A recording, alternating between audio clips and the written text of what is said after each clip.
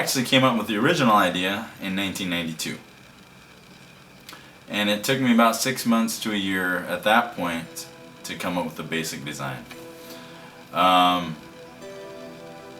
was about 10 years later that I rediscovered the design, and at that point I went probably another 3 years before we actually started the patent process.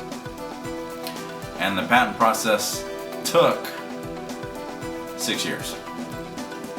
So this is not, a fly-by-night, think of it, write it down and it's done. This took years and years and years. I mean, over 10 years of complete design work to get it to the point where we're at now. When I was younger, I played baseball, and sliding into second base, I got cleated by baseball cleats that are metal cleats, and I had an injury. And while I was recuperating, I wanted to figure out a way to make baseball cleats safer. Well, as much as I thought about it and tried about it, because of the nature of metal cleats, there was no actual way to make them safer unless you get away from metal cleats. So I came up with this idea that actually evolved into for football, because they don't use metal cleats.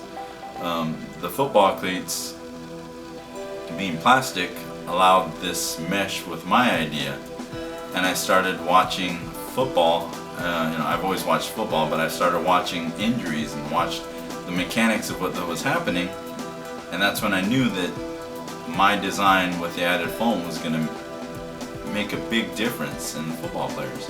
Initially, I started out trying to figure out how I could build a prototype.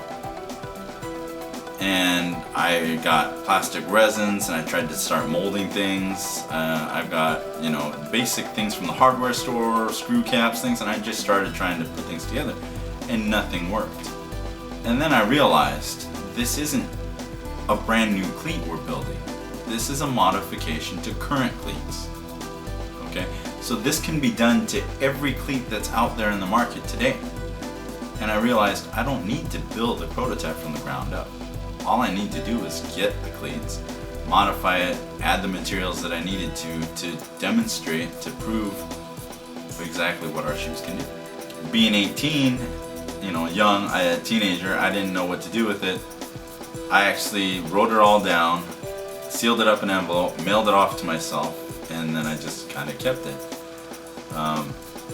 Many years later, when I was moving, I found this envelope, and I was wondering what was this envelope from 1992 doing, and then it hit me, and I was like, oh my goodness.